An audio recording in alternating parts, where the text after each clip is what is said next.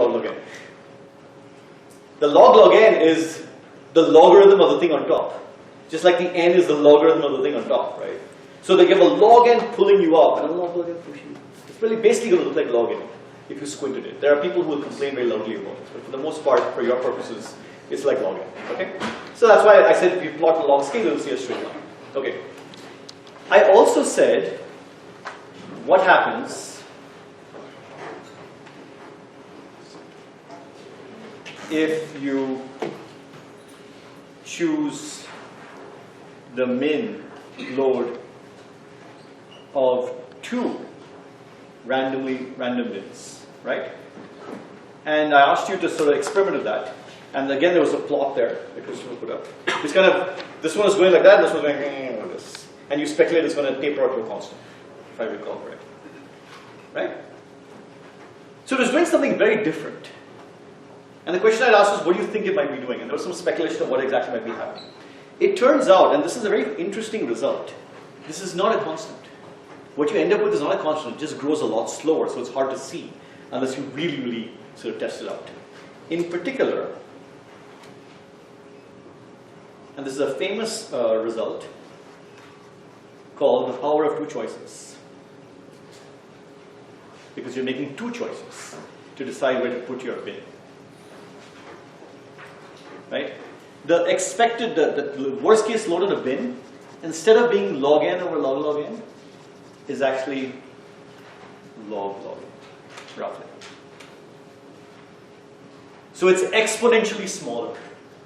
And the shocking thing about this that I want you to think about is that by just adding 1 choice, going from 1 random bin to the min of 2, I have exponentially improved the load of my bins. And you can see that in the graphs. So this was a very surprising result when it was first shown for that reason. That just making 1 small change to your code, essentially, if you're just throwing balls in bins, if you just want to do load balancing, gets you this. By the way, this won't help you with hashing in particular. Do you see why? I mean, you wouldn't really know where to look for something if you put in random bins. I mean, there might be some ways of fixing, but this is not typically used as an application of hashing. It's used for load balancing. So if you have a bunch of jobs and a bunch of servers and you want to load balance them, you can build something very complicated, or you can do something like this. And it works extremely well. It's very simple. Okay. I'd also asked you one more thing. I'd asked you, that we do have collisions. There's no way to avoid them. We can get a constant number of collisions, but it's still there. How big do we need to make our hash table with respect to the number of things we're throwing in so that we really don't expect to see a collision? Right? And again, there was some sort of speculation on the form of what this might look like. And the answer, of course, is if you have n bins, n balls, n balls, you want something like n squared bins to prevent any collision. I promised to sing happy birthday, but that was actually a clue. How many of you heard of the birthday paradox? This is an example of the birthday paradox. And for those of you who haven't heard of the birthday paradox, colloquially stated, it's not really a paradox, it's one of those things that's mathematically true but a little counterintuitive. That if you have a room with about 24 people, there's a more than 50% chance that 2 of them have the same birthday. It's counterintuitive because if you think about it, wait, 24, why don't I need 365? But it turns out the trick, of course, is that I didn't say what the birthday has to be. I just said that 2 people have to have the same birthday. I've done, for now 8 years, I've done this demo in my class where I'd have people call out their birthdays and wait and see when a duplicate pops up. This was interesting the first couple of years when I didn't have that many people in the class, and there was also a bit of tension. Will it work? Will it won't it work? Right? Now, of course, it will happen almost immediately. If you're interested, we can try. I'll just have people call out their birthdays and someone shout as soon as you see a duplicate. You want to try it, or do you want to not? Or do you believe me? Yes? You put your hand up. Oh, I was saying yes, we should try it. What do you think? Should we try it or not? Hands up, hands down. Live action birthday paradox. All right, we have more enough people. All right, so let's see. So what we're going to do is this. We're going to go around. Just call out your birthday. Don't call out your birth year because then I know I can access all your secret accounts and everything. But just your month, date. Sorry? And the last one of your social. Yes, let's do that. So I'll start May 22. And if you, any of you, what? That's your birthday? Okay, we're done. It's a great day. Okay, that was the quickest I've ever ended this experiment. Excellent. I gotta have 8 in my class all the time. Okay, so well, there you go. The birthday paradox. So why is this the same as the birthday paradox? The birthday paradox, more formally, says that if you have, let me see a way to say this.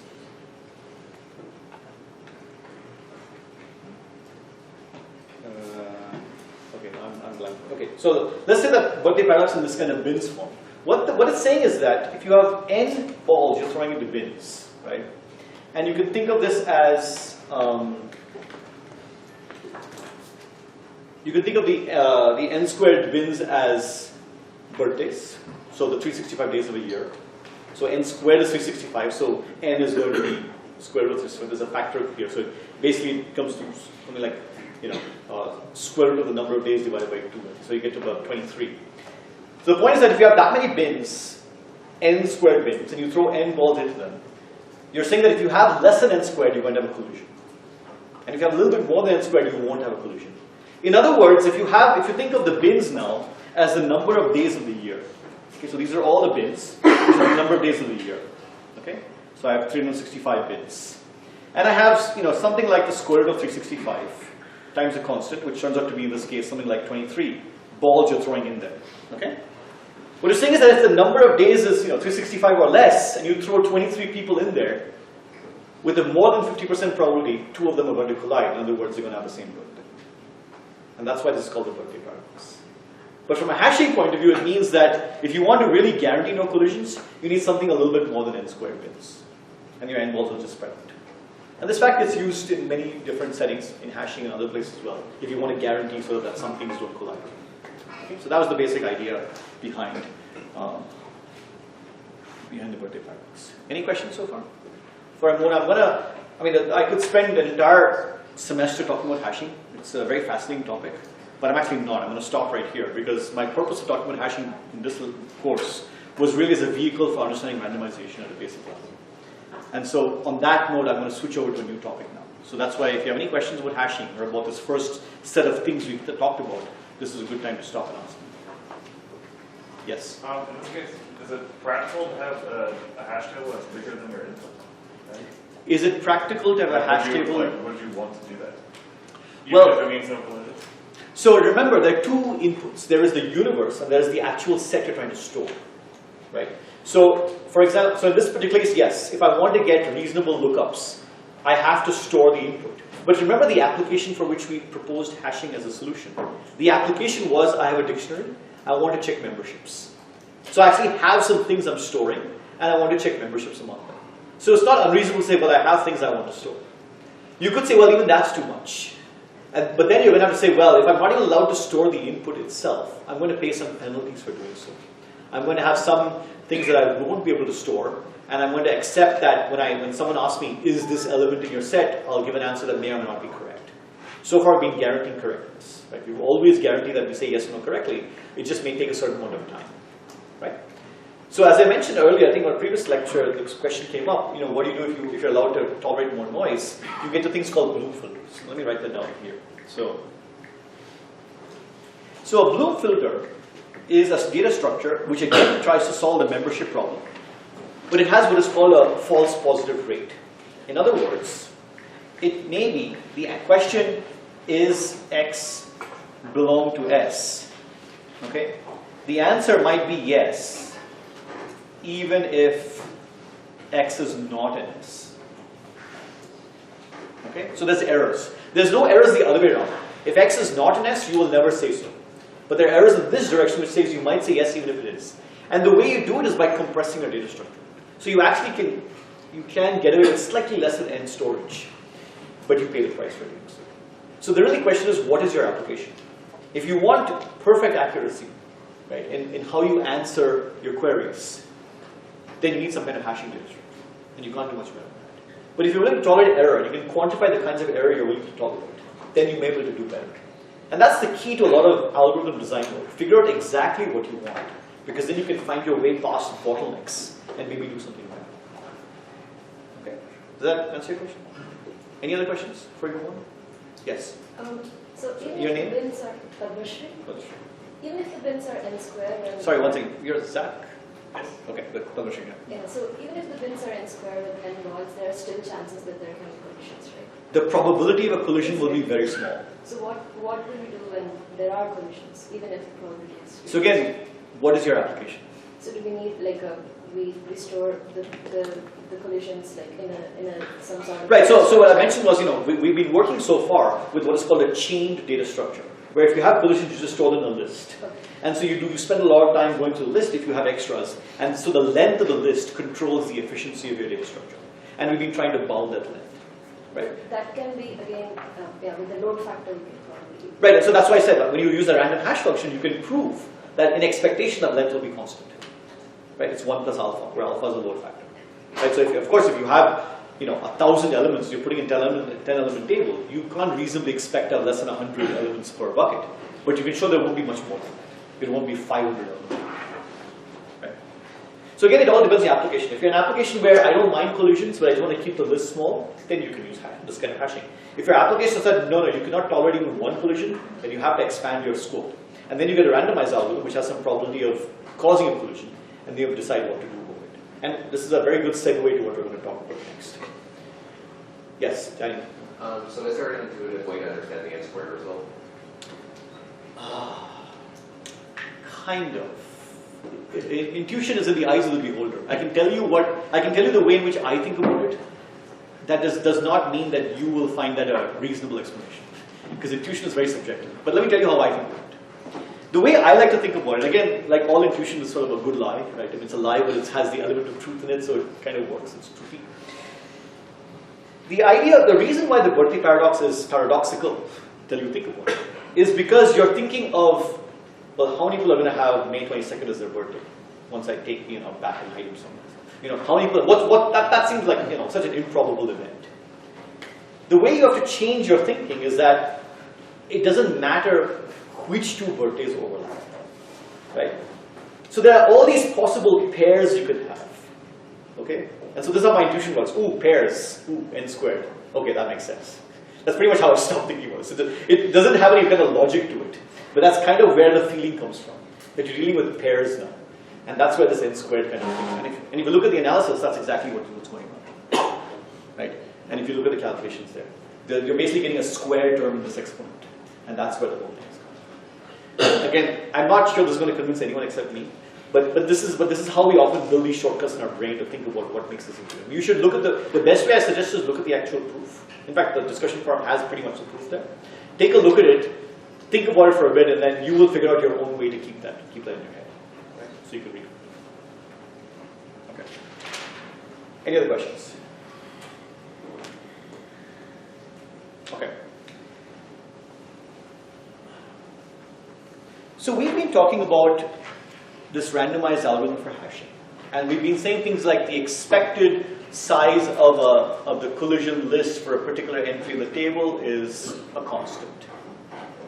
We've also said that this algorithm will always tell you correctly whether an element is in the set or not. What is randomized about it is how long it takes. Okay, so let's write these things down. Right? So we have always correct, resource usage is randomized. Which means that every time you run it, the resources you use, whether it's space or query time or whatever, could change, but it's always correct. Such an algorithm has a name. Any algorithm that has these properties has a particular name. It is called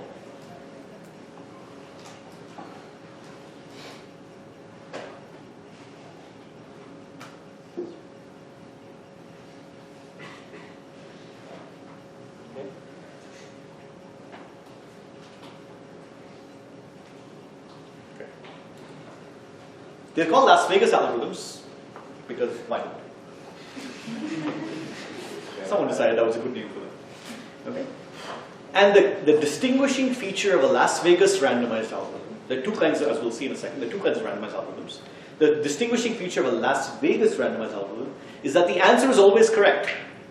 It's just deterministically correct. It doesn't matter what randomness you pick. But the resource usage can change. Okay? All right. The other kind of randomized algorithm flips these things around. So let's take a new kind of randomized algorithm, which is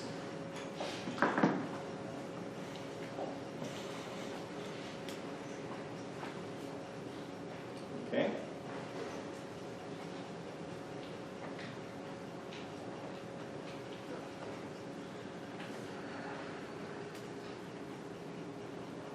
Okay. This algorithm is called not Atlantic City, not Reno. Not even, I'm blanking, what's the place here? Wendover? Wendover, not Wendover, definitely not Wendover. we are much classier than that. This is Monte Carlo. That's the fancy place.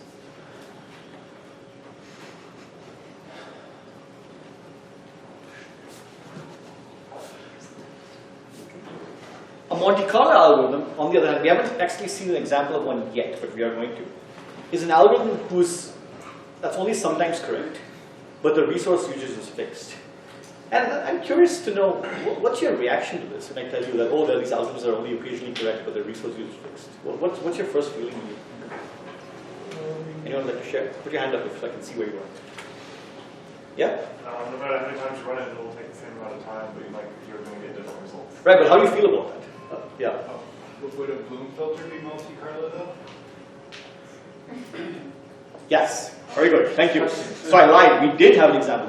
I would like to say this was a trick question, but it wasn't. I forgot. But yes, blue filter. Good. Thank you. Very good. Yeah. Yes. How do you feel about this? It makes me cringe. Makes you cringe. Very good. Why does it make you cringe? I like things that are always correct. You like things that are always correct. But that's kind of just how I grew up. I don't know. So I like mathematics and computer science. Like, we need correctness. Okay. So, I will get to that point. It's a very good point. Anything else? Yes, Danielle.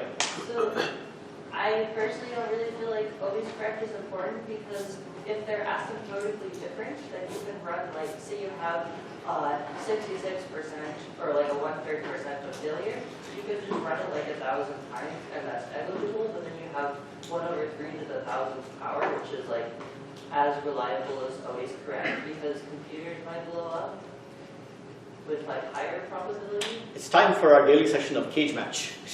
What's your response? I like that. No, I'm not going to say it. She's over. What's I your like thought that on logic. You like that logic? What, you're already? Okay. Yes. Basically, it's always possible. Your name? Sorry. It's possible that resources are limited, so we have to keep the usage very limited. Victor, right? Yeah. Yeah. So you can prove that to me with math, and you can say all the probabilities and everything. Then you have that 90 billion inside. It's like, but you never know that you're correct, even if you run it, because the probability says that it should, but you can never guarantee. Okay, good. So I like these responses. So let's summarize so far. Summarize so far. It makes you cringe because you like certainty in your algorithms. On the other hand, nothing in life is certain, and you can repeat this over and over again, and we'll talk about what that means precisely in a second. You can make it as certain as you would like, but you still feel uneasy because, yes, the math is telling you, but just you never know, you never quite know, right? It's like shark attacks. There aren't that many of them, but it might just happen to you. You don't want to be a statistic. You had a comment. So I actually sort of have a question. What is correctness actually? In this specific context, I'm not going to talk about correctness in general. That's a philosophy class. But in this specific context, that the algorithm does what it promises to do. So, is the element X in the set? When the algorithm says yes, it's in. When the algorithm says no, it's not. That's what correctness means. So I say sometimes correct, what I'm going to say is that with some probability, it'll be correct. When it's in the set, with some probability it'll be lying. When it's not in the set, with some probability it'll be lying. Pavel. So in the first case, if the resource usage is randomized and your algorithm will, with small probability, crash, okay, you no resource. Because it'll use too much resources? Yes. So how do you will no results? So how you know nothing either. See, I think what you're saying is that even with the Las Vegas algorithm, which seems like it's always correct, you could have problems because of excessive resource usage. Is that what you're saying? That is true. I'm glad someone came to the defense of Monte Carlo because this is also true. If you have a hash table, and a lot of attacks are based on this, right? You create a situation where the hash table overflows. In fact, there's actually a grant I allegedly am working on where you're doing where this is exactly the form of attack, where you basically attack the algorithm to cause resource usage to blow up, and that's the way you make it crash, and you can do other things with it. So yes, that's a very good point. Thank you. There was some other yes. So let me wait. I'm apologizing. I get a chat. No. Try again. Okay, I give up. Too embarrassing, Michael. Okay. Sorry. I will eventually get. So I'm looking at this as a testing perspective. So Okay. say I've implemented this algorithm, how do I know I've implemented it correctly? I can't just put an item in the set and then ask, because it could be wrong sometimes. But okay, so let me be more precise about what a Monte Carlo guarantee actually is, right? It's not like it's saying, I don't know, man. I don't know what it's going to do. It's a very precise guarantee. It says that it is what?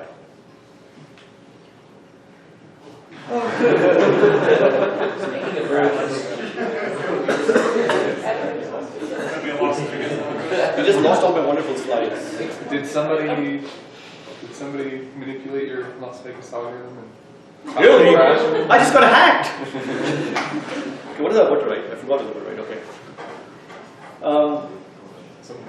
So the Monte Carlo guarantee is that the algorithm on any particular input is correct with probability 2/3. Now 2/3 is an arbitrary constant. It's just the conventional. There's a reason why it's arbitrary, and there is a reason why it doesn't matter. And I will get into that in just a second. Okay? For now, just trust me that 2/3 could be replaced by any number that's more than half, and it's okay. All right? So that's the guarantee you're getting. So if I tell you that, you have at least a somewhat better chance of testing. It's still not perfect, but you can at least say something. You can start running it and say, okay, well, how many times do I make a mistake? It's not a guarantee. It's not a test that's correct, but it's very hard to test if any algorithm is correct. That's one of them. So another follow-up question would be, say I ask fix X. Say I ask, is X in S? Yes. And it says yes, but it was a false positive. If I ask again, will it always be the same answer for that same fixed element? It depends on the algorithm. Okay. It depends on how the algorithms work. Yeah. Yes. So it seems like for some applications, a hybrid might make sense where you'll do the Las Vegas algorithm up until you hit a resource limit, and then from there you just switch to the Monte Carlo type algorithm. There is a way to convert any Las Vegas algorithm into a Monte Carlo. So, here's a question for you all. Suppose I give you a problem, and I have a Las Vegas algorithm. So I have some problem, and I have a Las Vegas algorithm that runs in expected time T of n. But I don't like the fact that its running time is an expected T of n. I don't know how long it's going to take. I want to convert this into a Monte Carlo algorithm for the same problem without knowing anything more about this algorithm. How do I do it?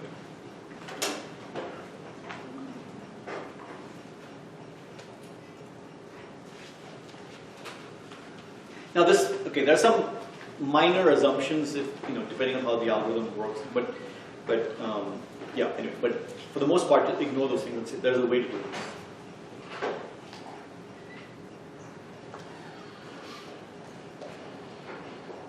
I'm looking for some new hands that have not been raised, because this is the only way I'm going to learn your names. Anyone? Someone? Any? No. I know your name, but you didn't raise your hand today. Guru, right? Yeah. Yeah, okay. I mean, if it is going to exceed the expected amount of time, developers first to multiply so that the Las Vegas algorithm acts like a Monte Carlo? So what do you do? So I have this algorithm. It runs an expect time t. What do I do?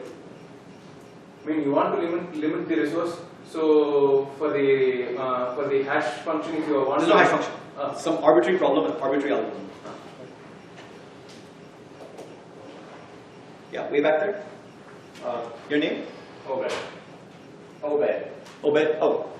So when you get to the expected time at that point, you try to guess out of the remaining possibilities? That's very close to the final answer. In fact, the simplest answer, and this is a variant on what you're saying, is sort of run it for, I don't know, 2 times t of n steps. Okay? If it gave you the answer, great. If it didn't, just give any answer. If it hasn't stopped, give any answer. This, let's make this 3. This is a Monte Carlo algorithm. Do you know why? Because if you have a random variable, okay, that's positive, random time is positive, and it has a certain expected value. For any random variable, no matter what it is, the probability that the variable exceeds 3 times its mean value is less than 1 over 3. This is true for any positive random variable. I heard someone say something that is relevant. Markov inequality, thank you. There's this triumvirate of Russian named inequalities that control us like this. And they're really awesome. They're very nice inequalities. You'll learn them in a bit. But this is the first one. This is called the Markov inequality. It's a beautiful inequality because it's very, very simple. Very simple. It doesn't require any assumption except that it's positive. And again, why should this be true? I don't want to prove. Why should this statement be true? Well, if the value was that big and it showed up that often, how could the mean be mu? That's roughly the idea. Right? If you could actually show up as more than 3 times the mean with probability 1/3, then when you try to do the integration to find the expected value, you're going to have 1/3 times something more than 3 times mu. That whole expression is more than mu. Since x is positive, you're just going to keep adding to it. The mean actually can never end up being mu, it'll have to be more than mu. That's pretty much the proof. It's trivial. But that means that now we take our Las Vegas algorithm, run it for 3 tn steps. Because the expected time to run was tn, the probability that it has run for 3 tn steps and has not stopped yet is 1/3. And so if you stop it at that point, it will give a wrong answer, because you just gave any answer, but that can only happen with the probability 1/3. So it's actually very easy to convert a Las Vegas to a Monte Carlo algorithm. Can you go the other way? There's a clue in this from homework 1. You got a question? When you explain Monte Carlo, you said it won't give a. I mean, if x is present, it won't say an answer as x is not present. No. That was a particular kind of Bloom filter. I'm saying in general, a Monte Carlo might give a wrong answer to some problem. Yeah. Yes. Just to go back to the difference between the two, the big appeal for Las Vegas is you're always right. Yes. You don't know how long that will take. So I don't understand. It might be problem dependent, but wouldn't it just be better because you have an idea of a fixed resource allocation with Monte Carlo? You just run it thousands of times and then get the aggregate, and you can maybe fine tune your. Well, every single poll in the world agrees with you. That's how polling works. That's how you have a fixed resource of samples. You take 1,300 samples, you poll them, and you get an answer, and it tells you Donald Trump is leading the Republican primary. You may not be happy with that. It's a different story. But that's exactly, every sampling procedure is a Monte Carlo algorithm. You have a fixed number of samples, you sample the data, and you may get some answer from it. It has some error estimate. That's what you're doing all the time. In fact, Monte Carlo algorithms are far more common than Las Vegas algorithms. Every time any of you have heard of an MCMC, Markov chain Monte Carlo, it's an example of a Monte Carlo algorithm because you're sampling. You're sampling a number of steps, you're hoping that you get to some convergence rate and you stop. Yes, question back. One second, there's a question up here. So since it has an error, like 1/3 of the time it can be wrong, 2/3 of the time it's right, can we reduce the time by 2/3? Can you reduce the... To convert it into Las Vegas? So if you give an answer it's wrong, how do you make sure it's always correct? You need something extra, you can't automatically do it. Yes, back. So can't we like use a fixed, so the problem with the Markov trial is we have to store tons of samples and then take the average of that. But can't we just do a constant amount of samples? But that's not the problem with it. That's not the problem with Monte Carlo. I mean, you don't have to store the samples. You could just keep aggregating if you want. That's not the issue. The issue is it's wrong sometimes. That's the issue with it. How do you make it always right?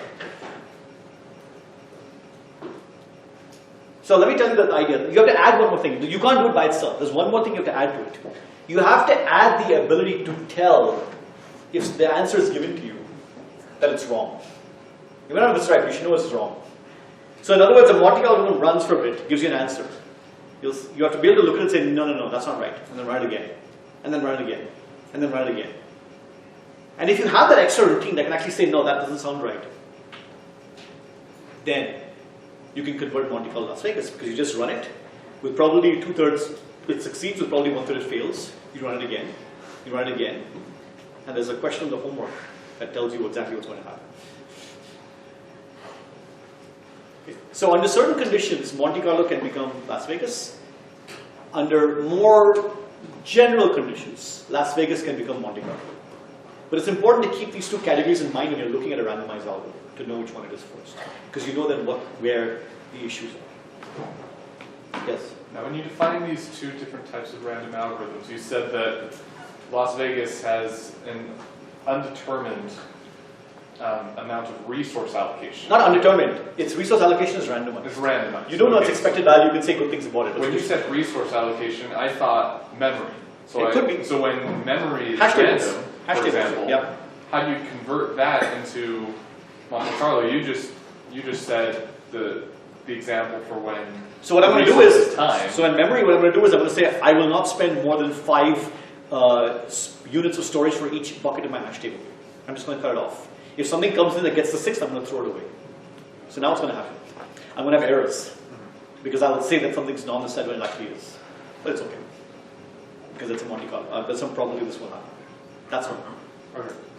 Yes? To test to see if your Monte Carlo is producing errors, you just run it against itself. You're not guaranteed. What does that mean to run it against itself? Like you give it the same input and see if it provides different output. Well, it will provide different outputs. It's a randomized algorithm, right? But that doesn't mean it's wrong. Then you'll know if it's not giving you the correct. Well, you could have multiple correct outputs. You don't know which one. You could have many correct outputs to a problem. Right? So it doesn't mean, just because I give you different answers doesn't mean they're wrong. If you're trying to solve some complicated optimization, there are many answers that are reasonable. Right? You don't know what, yeah. Okay. Let us move on. Sorry, one last question, then we'll move on. Yes? Sorry, related to what you said about the cutting up the 6th item. So then, won't that guarantee if you ever look at that 6th item that you'll always be wrong? Yes, but what is the guarantee? For a particular input, you're looking at the algorithm and seeing what's the probability of it being wrong with respect to the choices it's made. The choice is not over the input, it's over the choices the algorithm makes in its coin tossing, in its randomization, the way it constructs the hash table. You're conditioning over a different event. The input is fixed. So for some fraction of the inputs, you'll be wrong, basically. That's one way of thinking. Okay. I'm going to give you an example of a Monte Carlo algorithm for a problem. Now, and you may not yet realize why this is a cool algorithm, but you will later on as we talk about it. So the problem I'm going to talk about is a problem called the min cut. And let me explain the problem. So we have a graph. We'll assume it's an undirected graph, but it could have multi-edges.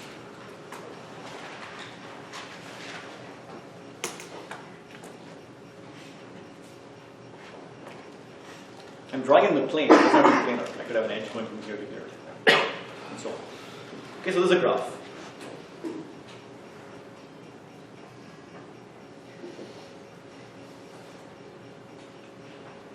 The min cut, a cut in a graph. Okay, so a cut is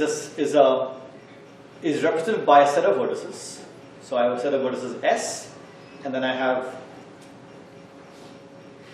So that's so I have a reproducible one. I apologize for this. Next time I'll go back to my own laptop and do it. Hopefully be better. So again, I have a graph.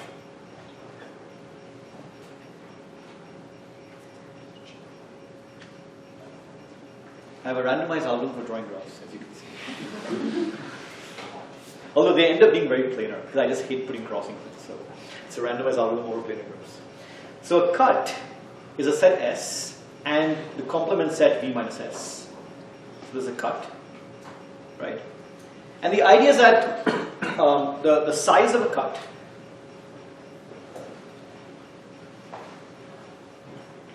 equal to the number of edges between S and V minus S. Okay? So for example,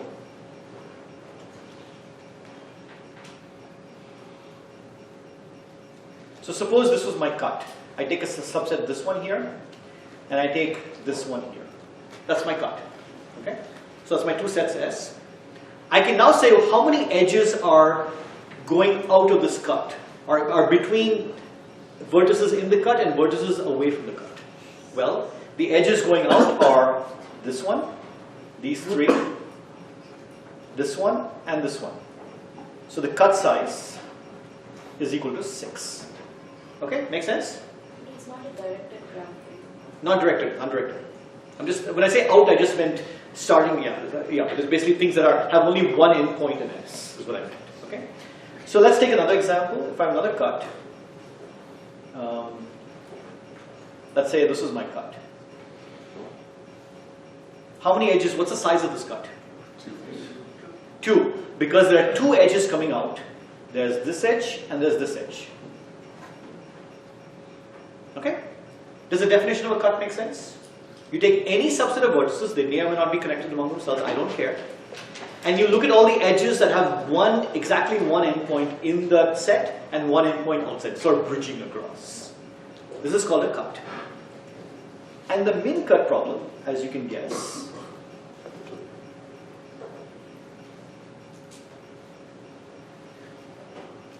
find S such that the size of the cut, so I'll just write the size of S, V minus S, is minimized.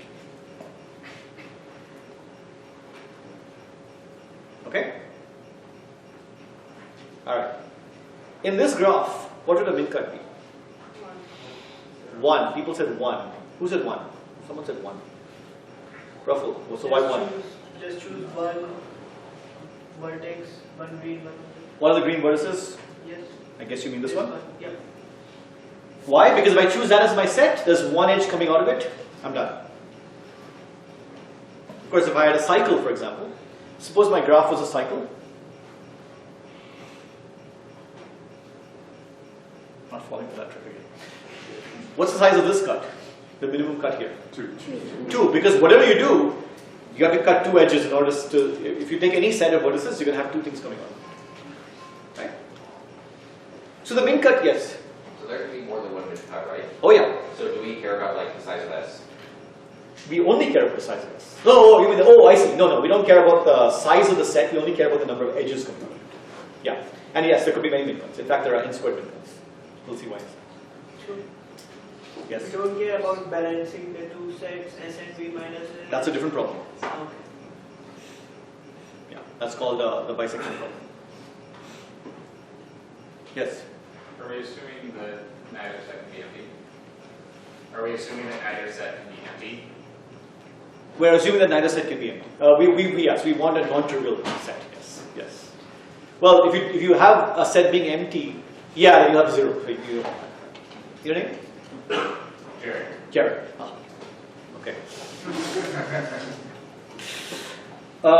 So we want to find a min cut in this graph. And by the way, I mean there's a very interesting backstory to why we want to find min cuts.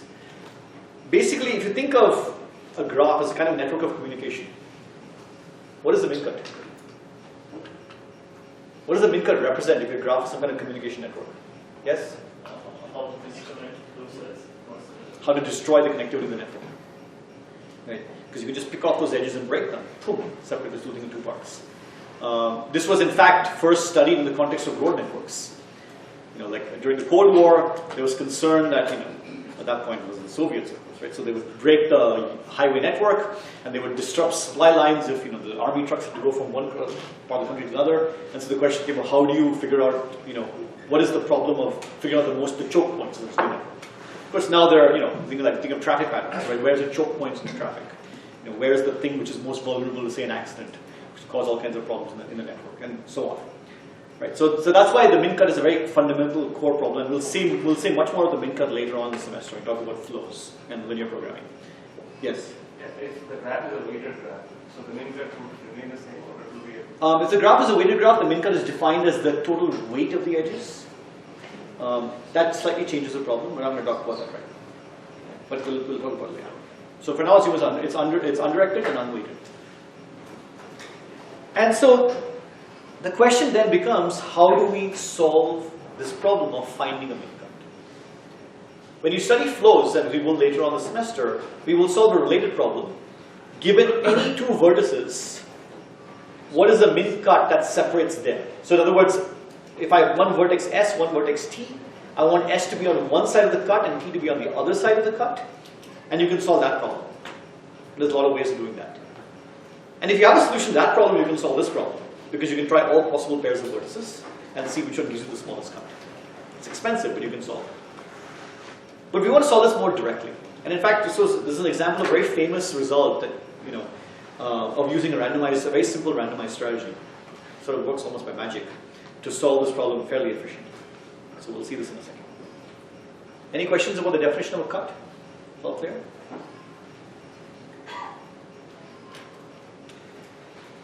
So here's the idea. The intuition behind this idea is that here's what the algorithm is going to look like. We're going to sample an edge at random from the graph, and we're going to contract it. Okay, so what does that mean? So imagine two vertices, and there's an edge between them, and there's a whole bunch of other edges coming out. Right? If I sample this edge to contract it, let's call this A and let's call this B. The new graph I'm going to get by contraction is not what I get by, I'm not deleting this thing, I'm going to contract it. So what's going to happen is that it's going to become one thing, and it's going to share everything else. This is the operation I'm going to perform. Okay? All right? Okay. Suppose the edge I picked, so I picked this edge E to sample and randomly contract. Suppose E is not in the min cut.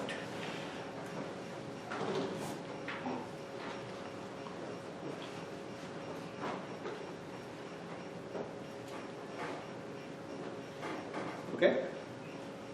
What can I say about the min cut of the graph G and the graph G with E contracted? What can I say about the relation between these two things? Pardon me? If E is not a min cut, you can find a new cut that has more edge. I find a new cut that has more edges? Well, it has no less edges anyway. Okay. Right? I mean, but you're right. If E is not in the min cut and I did this, I can now reduce my problem to solving for the min cut in that graph. And I'll get the same answer. Right? But I now have one edge less to play with. It somehow should be a good thing for me. Right?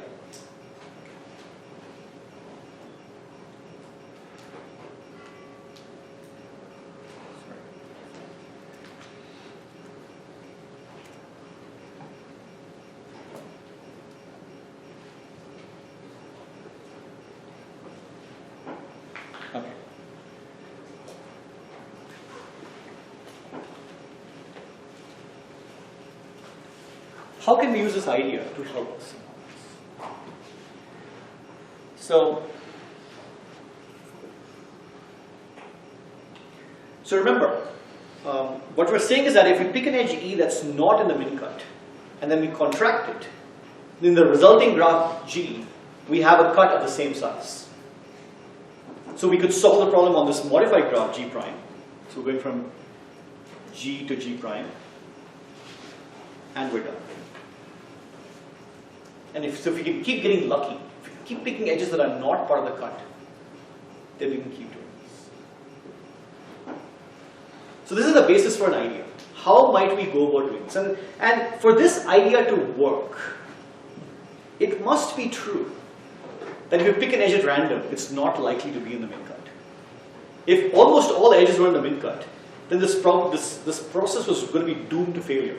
Because with a very high probability, you'll pick an edge in the min cut, then all bets are off. So the only reason this is going to work is if you believe that the probability of an edge being in the min cut is small. Right? And so the question is that the case? How do we know if this is true? Okay. So let's look at a particular min cut. So let's say that the min cut in G has size k. Okay? It's some fixed number k, we don't know what it is. Let's look at a particular min cut. Let me be honest, but let's look at one min cut. It has size k, that's k edges. Okay? So I claim that every vertex in G has at least k degree. In other words, there's at least k edges coming out of it. Why is that? Why must every vertex have degree k at least? Yeah? If there was one vertex that had less than k, then that would be your min cut, just picking that one vertex. Right. And we just said the min cut is k. So the min cut is k, every vertex has at least k neighbors. Okay, if every vertex has at least k neighbors, how many edges are there in the graph? The number of edges in the graph is twice the sum of all the degrees. Oh, sorry, half the sum of all the degrees. Because if you sum up all the degrees of all the vertices, you count every edge twice. So if the number of edges is half the sum of the degrees, and each vertex has degree at least k, then we now know that the size of E is at least k times n over 2. Right? Now think of what this is saying. It's saying that if you fix the min cut size as k, whatever k happens to be, the number of edges in the graph is a lot more than k. It's in fact a factor of n over 2 more than k. This is somehow a good thing, right? Because we said, if we're going to pick an edge, and we want to make sure that edge is on the min cut, we better hope there are lots of edges to pick that aren't the min cut. And in fact, this is exactly telling you that. They're saying, hey, life is good. We have lots of edges in the graph relative to k. Right? Okay. So what is the probability that the first edge you pick is not in the min cut, in this particular min cut? Given this information, we know what the aspect. What is it? So I'm picking an edge uniformly from all the edges of the graph. What is the probability that it's not in the min cut? So the probability it's not in the min cut, so let me, okay, so remember, so let me write that again. So we have E is greater than or equal to k times n over 2, n is the number of vertices. The probability that a random edge E is not in min cut, right, is equal to 1 minus the probability that E is in the min cut, right? That's its basic probability. What's the probability that a random edge is in the min cut? Well, there are E edges. So this probability is basically k divided by E, right? There are E edges and there are k of them in the min cut. But we know that E is more than kn over 2. So we know that k over E is less than 2 over n, right? Just by division. And therefore, this probability is greater than or equal to 1 minus 2 over n. So now we have our first weapon. We can actually say, this is the probability, or at least this much. Remember, this is a good event for us. So if we can say that the good event has probability at least 1 minus 2 over n, we don't even know the actual value. We know it's at least this good. That's good enough for us. So the probability that E is not in the min cut is at least 1 minus 2 over n. Good. So that's a good probability. We pick it, and then we contract. Okay? And now, we've lost an edge, but we've also lost one vertex. We've taken 2 vertices and made them into 1, right? So now we have 1 less vertex in our graph. So we have an n minus 1 node graph. Okay? So now pretend that we didn't do this in the first place. We just started off with an n minus 1 node graph. Now there's some probability that, again, we can make this argument over and over again. In particular, let P of n be the probability of a correct answer.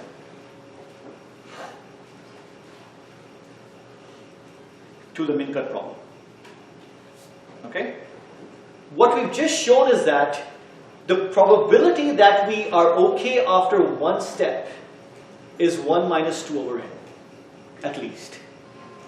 So if we have to write down the probability, Pn, it's at least 1 minus 2 over n times whatever the probability is of success on an n minus 1 node.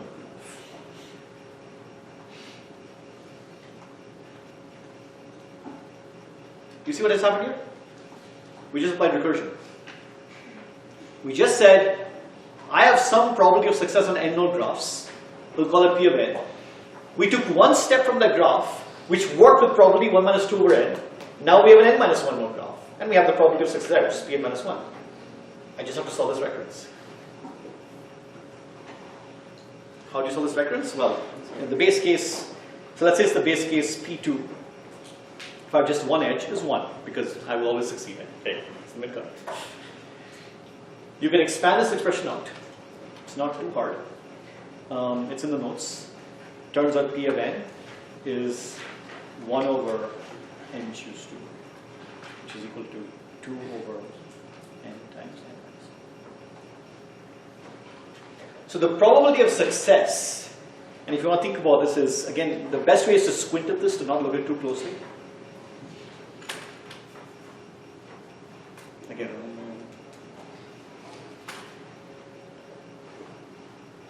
the probability of success of this algorithm, where you pick a random edge, contract it, pick a random edge, contract it, pick a random edge, contract it, is 1 over n squared.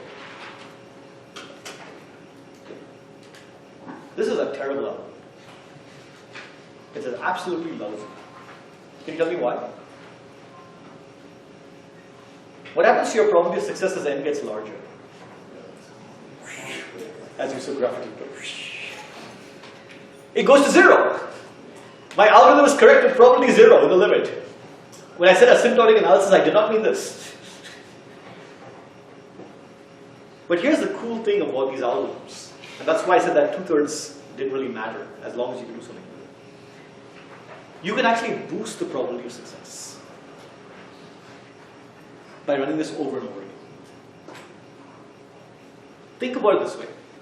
I have an algorithm whose probability of success is this terrible, terrible 1 over n squared. Can I make it slightly better than 1 over n squared? Can I increase my chance of succeeding? What should I do? How would I think about running this? Yeah? Just run it twice. Run it twice, and then what do I do? I have 2 answers now. What do I do? You can just check to see if it is in fact. Well, never mind. Sorry? Forget it. No, you were correct, actually. Just check to see if it's correct or not. Well, how do you know it's correct? I have 2 answers. My answers are 5 and 7. What do I do?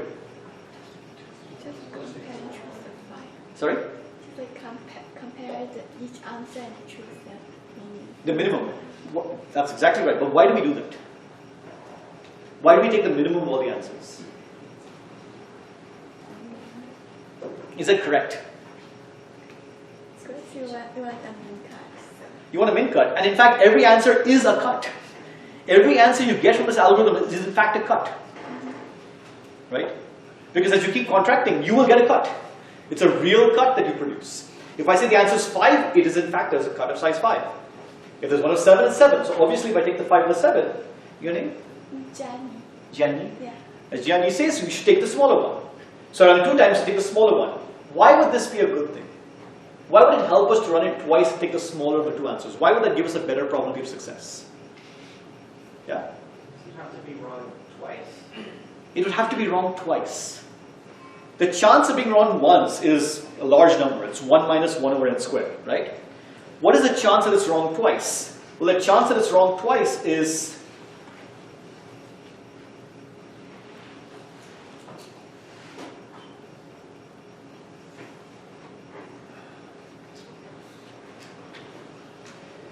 and since 1 minus 1 over n squared is a number that's less than 1, if you square it, it becomes smaller. It's harder to be wrong twice. Okay, but wait, I've got a brilliant idea. I will do it 3 times. Okay, it's not so brilliant. What will happen then? It will go on even more. Right? In general, if I run the algorithm t times and take the min, right? The probability of being wrong is what? 1 minus 1 over n squared to the power of t, right? Okay, so now here's the cool trick. Let's rewrite this as 1 minus 1 over n squared to the power of n squared times t over n squared. Okay, which I can do. And then write this as 1 minus 1 over n squared to the n squared. Okay, which I can also do. Right, this to that. The term inside the square brackets, as n gets large, this is a bit of an approximation, but as n gets large, what is it? You know what this is? Basic calculus. Huh? It's exponential. But what exactly is it? It's some exponential, but what is it? It's not e. It's very close to e. It's, someone said something. It's e to the minus 1. Because of this minus 1 here. So basically, 1 plus 1 over x to the x, the limit as x goes to infinity is equal to e. This is in fact the definition of e by some definition. So this expression 1 minus 1 over n squared to the n squared as n gets large, this in the limit becomes e to the minus 1. Okay? Okay. So now this whole expression, the probability of being wrong, it now becomes e to the minus t over n squared. Okay, we haven't really made much progress. This is still pretty hideous looking. But let's try to simplify this even further. Okay? What do we want?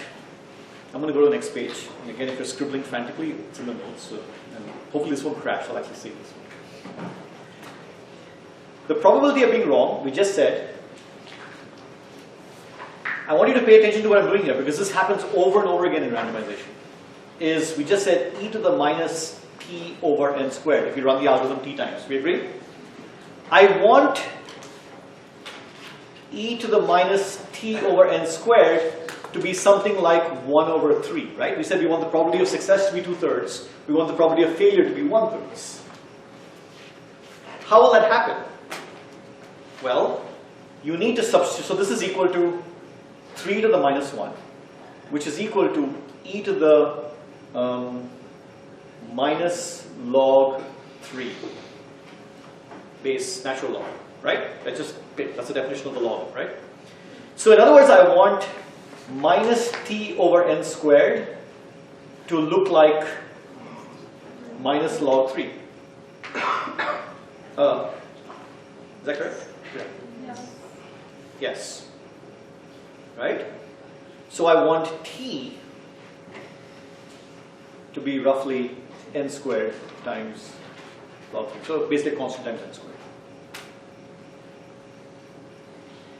So if I want this algorithm to run and get me a constant probability of success, I have to run it n squared times. And you didn't have to do this entire derivation to figure that out. Well, you should do it once to see how it works. But think this way. What is the probability of failure? Or what is the probability of success? 1 over n squared, right? So the probability of success is 1 over n squared. If you run it n squared times, the expected number of times you'll get the correct answer is 1.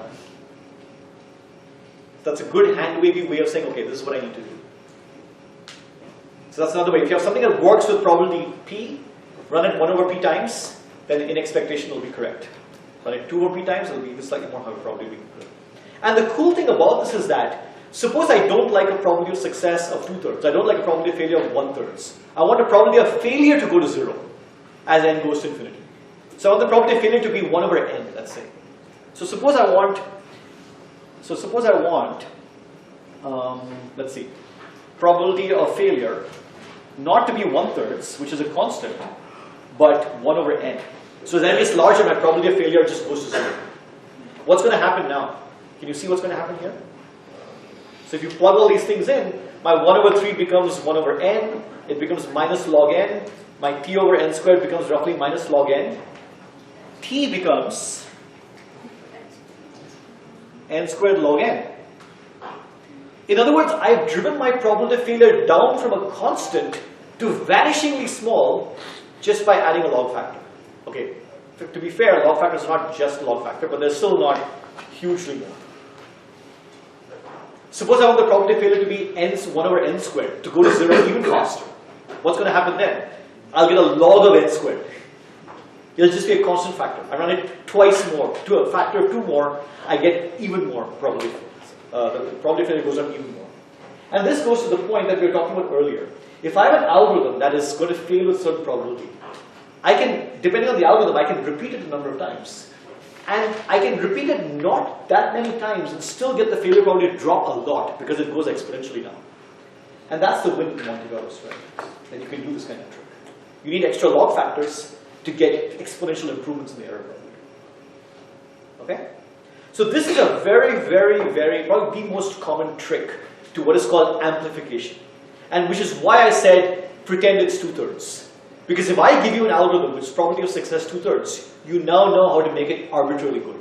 You can make the probability of success 1 minus 1 over 100. You can make the probability of success 1 minus 1 over n squared. You can make it whatever you want. Any polynomial error problem you can get. Just by repeating this a few times. Okay? So that's why it doesn't matter. And that's why you can do this with Monte Carlo very effectively. So now we have a min-cut algorithm. The algorithm itself, if you think about it, one iteration takes n squared time. Because you're just pulling off one edge at a time. You do some data structure and work to sort of move it. You have to run it n squared times to get this probability of success, so its overall running time is n to the 4. It's not that great. We'll see next time how to make that even better. But this is a very important example of a Monte Carlo algorithm that is a probability of failure, but with the probability of failure that can be driven down to as small as you want. Okay, see you on Thursday.